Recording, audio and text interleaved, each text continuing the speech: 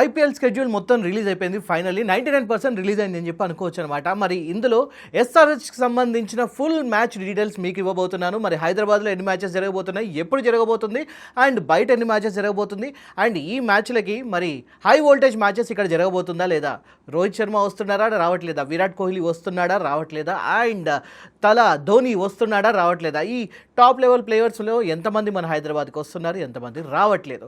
So వీటన్నిటి గురించి ఒక పూర్తి డీటెయిల్స్ అండ్ మన ఎస్ఆర్హెచ్లో మనకున్న బెనిఫిట్స్ ఏంటి, మన వాళ్ళు ఎలా ఆడబోతున్నారు, ఆ ఎడ్జ్ ఏంటి, అన్నిటి గురించి మీకు క్లియర్గా చెప్పబోతున్నాను. వీడియో చాలా ఇంట్రెస్టింగ్గా ఉండబోతుంది, చివరి వరకు చూడండి, అస్సలు మిస్ చేసుకోకండి.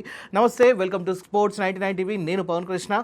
సో మొత్తానికి అయితే స్కెడ్యూల్ రిలీజ్ అయింది, కానీ సెమీఫైనల్స్ అండ్ ఫైనల్స్కి సంబంధించిన 4 మ్యాచ్లకు సంబంధించిన స్కెడ్యూల్ అనేది ఇంకా రిలీజ్ అవ్వలేదు.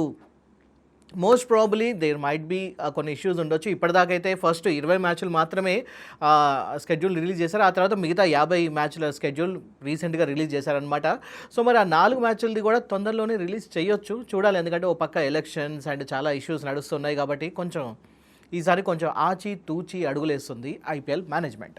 అండ్ ఎస్, రేపు మ్యాచ్ జరగబోతుంది. అండ్ ఈ మ్యాచ్ సంబంధించి మన ఎస్ఆర్హెచ్ వర్సెస్ ఆర్సీబీ, అండ్ ఈసారి సెలబ్రేషన్స్ ఉండబోవట్లేదు. ఈసారి ఎటువంటి ఓపెనింగ్ సెరమనీ లేదు. ఎందుకంటే లాస్ట్ టైం మీ అందరికి గుర్తుంది కదా, చిన్నస్వామి స్టేడియంలో ఏదైతే స్టాంపెడ్ తొక్కిసలాట జరిగిందో అందులో 11 మంది చనిపోయారు. సో వాళ్ళకి గుర్తుగా ఈసారి వీళ్ళందరూ కలిసి, బీసీసీ అండ్ ఐపీఎల్ అందరూ కలిసి కూడా చిన్నస్వామి స్టేడియంలో 11 సీట్లని ఖాళీగా అలా ఉంచబోతున్నారు. అండ్ 11 నెంబర్ ఉన్న జెర్సీని మాత్రమే మన ఆర్సీబీ వాళ్ళందరూ కూడా వేసుకొని ఈసారి మ్యాచ్ ఆడబోతున్నారు అనమాట. ఇట్స్ ఎ గుడ్ థింగ్, మంచి నిర్ణయమే తీసుకున్నారు. సో అదనమాట సంగతి. మరి ఇప్పుడు జరగబోతున్న మ్యాచ్ మొత్తానికి ఎస్ఆర్హెచ్ మన సన్ రైజర్స్ హైదరాబాద్లో ఎన్ని మ్యాచెస్ ఆడబోతుంది అండ్ బయట ఎన్ని మ్యాచెస్ ఆడబోతుంది అంటే మొత్తానికి మన హైదరాబాద్లో 7 మ్యాచ్లు ఆడబోతుంది అనమాట.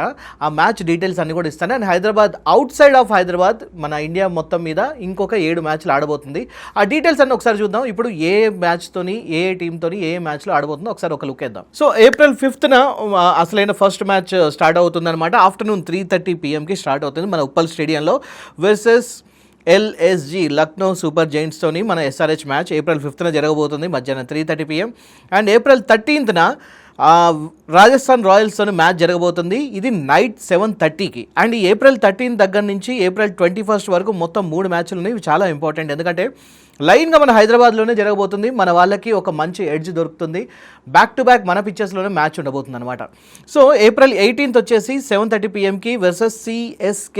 This is a high voltage match. So ఇక్కడికి మన తల అయితే వస్తున్నాడు. సో ధోనిని మన హైదరాబాద్ ఉప్పల్ స్టేడియంలో మనం చూడబోతున్నాం అనమాట. సో ఇది వచ్చేసి ఈ మ్యాచ్ 7:30కి నైట్ జరగబోతుంది. అండ్ ఇంకొక మ్యాచ్ నెక్స్ట్ వచ్చేసి April 21 జరుగుతుంది. ఇది వచ్చేసి ఢిల్లీతోనే జరగబోతుంది. ఇది కూడా నైట్ 7:30కి. So Rajasthan Royals, Chennai Super Kings and Delhi వీళ్ళ ముగ్గురుతోని నైట్ మ్యాచ్ జరగబోతుంది అనమాట 7:30 PM తర్వాత. సో ఇక్కడ డ్యూ ఫ్యాక్టర్ అనేది చాలా ఇంపార్టెంట్. ముఖ్యంగా హైదరాబాద్ అనేది ఒక ఫ్లాట్ పిచ్ కాబట్టి ఇక్కడ నైట్ మ్యాచ్ జరుగుతున్నప్పుడు ఎవరైతే చేజింగ్ చేస్తారో వాళ్ళు గెలిచే అవకాశం ఎక్కువ ఉంటుంది. 57% వాళ్ళకే ఎక్కువ గెలిచిన అవకాశాలు ఉన్నాయన్నమాట. అండ్ ఈ పిచ్ మీద నైట్ మ్యాచెస్ జరిగినప్పుడు 160 నుంచి 190+ దాకా స్కోర్ వెళ్ళే అవకాశం ఉంటుంది కాబట్టి చూడాలి. మరి ఇక్కడ toss, dew factor and at the same time pitch అనేది ఇక్కడ 3 చాలా ఇంపార్టెంట్ రోల్ ప్లే చేయబోతుంది. అండ్ ఆ తర్వాత నెక్స్ట్ మ్యాచెస్ వచ్చేసి May 3 జరుగుతుంది వర్సెస్ కోల్కతా నైట్ రైడర్స్. ఇది మధ్యాహ్నం ఉండబోతుంది 3:30 PMకి. అండ్ May 6 వచ్చేసి 7:30 PM రాత్రి 7:30కి పంజాబ్తోని మ్యాచ్ ఉండబోతుంది అనమాట. అండ్ ఈ మ్యాచ్ల తర్వాత May 22 రాత్రి 7:30కి ఇంకొక హై వోల్టేజ్ మ్యాచ్ జరగబోతుంది. And that is with RCB. Yes, so May 22 ఆర్సీబీతోని మనకి మ్యాచ్ ఉండబోతుంది. సో విరాట్ కోహ్లీ అండ్ ఈ సేన మొత్తం రాబోతుంది అనమాట. సో ఇక్కడ మనకు అర్థమైంది ఏంటంటే మనకి ఎస్ ధోని వస్తున్నాడు అండ్ విరాట్ కోహ్లీ వస్తున్నాడు, బట్ రోహిత్ శర్మని ఈసారి హైదరాబాద్ ఉప్పల్ స్టేడియం మిస్ అవ్వబోతుంది. ఎందుకంటే హైదరాబాద్లో ముంబై ఇండియన్స్తో ఎటువంటి మ్యాచ్ జరగట్లేదు, బయటే జరగబోతుంది అనమాట. సో ఇదనమాట ఇప్పటి వరకు వచ్చిన మొత్తం డీటెయిల్స్ అండ్ స్కెడ్యూల్. మన హైదరాబాద్లో జరుగుతున్న మ్యాచెస్ డీటెయిల్స్ అయితే ఇది. ఇంకొకసారి టైం టేబుల్ మొత్తం మీకు చూపిస్తున్నాను, ఒక స్క్రీన్ షాట్ తీసి పెట్టుకోండి, ఎప్పటికైనా ఎందుకైనా పనికి వస్తుంది. సో ఇదనమాట, స్క్రీన్ షాట్ తీసుకోండి ఇప్పుడే. సో ఈ మ్యాచెస్ ఈ టైంలో మన హైదరాబాద్లో జరగబోతుంది. అండ్ మనకి ఈసారి హై వోల్టేజ్ మ్యాచెస్ వచ్చేసి CSK and RCB Hyderabad Uppal స్టేడియంలో జరగబోతుంది అనమాట. సో మీరు ప్లాన్ చేసుకోండి, టికెట్లు రెడీగా పెట్టుకోండి, ఎవరు నేను అడిగి తెప్పించుకోండి, నన్ను మాత్రం టికెట్లు అడగండి. సో ఇది మ్యాటర్.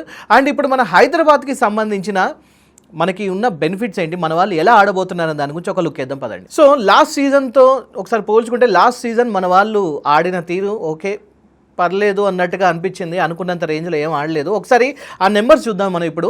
మొత్తానికైతే లాస్ట్ టైం 6th ప్లేస్లో మన వాళ్ళు ఎండ్ అయ్యారనమాట. 14 మ్యాచెస్ ఆడారు, అందులో 7 ఓడిపోయారు, 6 మాత్రమే గెలిచారు. అండ్ ఐపీఎల్ చరిత్రలోనే భారీ స్కోర్లు కూడా ఇక్కడ నమోదయ్యాయి. రాజస్థాన్ రాయల్స్కి ఆపోజిట్గా మన వాళ్ళు ఆడినప్పుడు 286 రన్స్ చేశారు out of 6 wickets. This is one of the best innings by SRH అని చెప్పి అనుకోవచ్చు. అండ్ ఇంకొక పెద్ద స్కోర్ కూడా నమోదైంది, అది versus KKR 278 out of 3 wickets only. So ఇది కూడా ఒక పెద్ద స్కోర్ అని చెప్పి అనుకోవాలి. అండ్ ఇందులో టాప్ పెర్ఫార్మర్ వచ్చేసి హెన్రిచ్ క్లాసెన్. లాస్ట్ టైం 487 పరుగులు చేశాడు.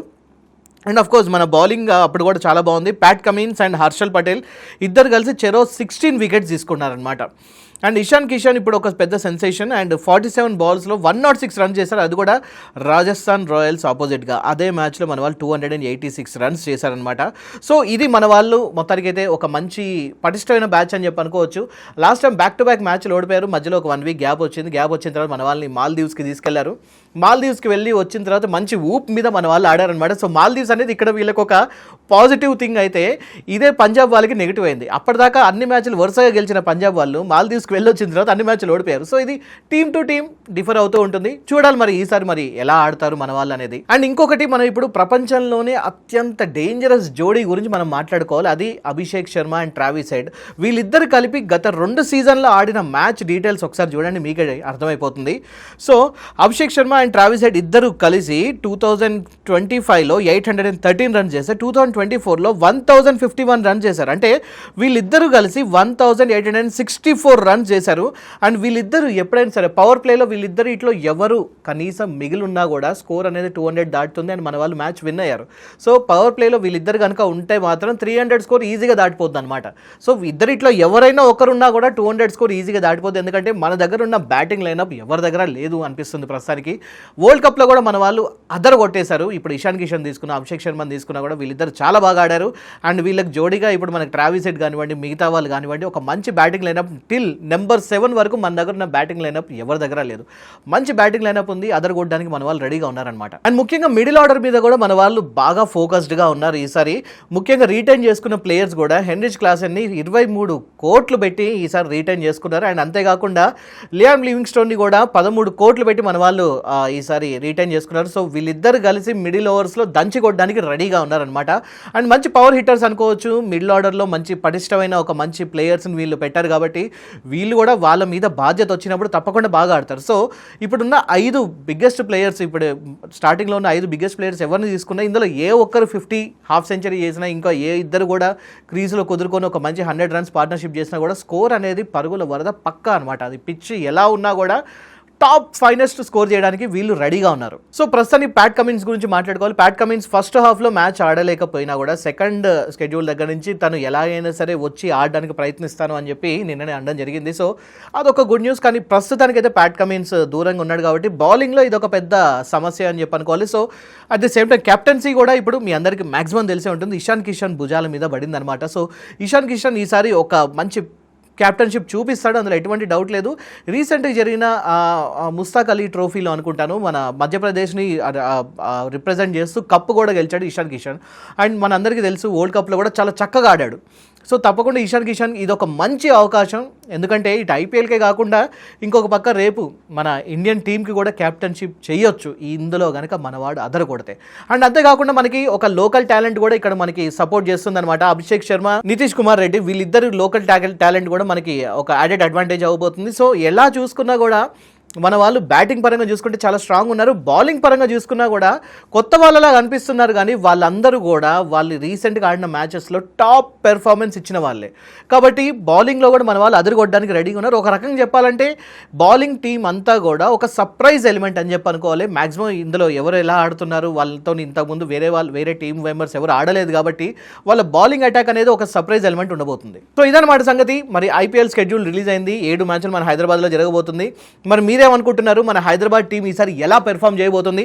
If you believe orange army కానివ్వండి, ఎస్ఆర్హెచ్ ఫ్యాన్స్ కానివ్వండి, లేకపోతే true IPL and cricket fans ఎవరున్నా కూడా ఈసారి ఎవరు కప్పు కొట్టబోతున్నారు, ఆ కప్పు కొట్టబోయే పేరు ఏంటనేది కామెంట్ సెక్షన్లో తప్పకుండా తెలియజేయండి. వీడియో నచ్చితే లైక్ చేయండి, షేర్ చేయండి and subscribe to Sports 99 TV. మరొక వీడియోతో తప్పకుండా కలుసుకుందాం.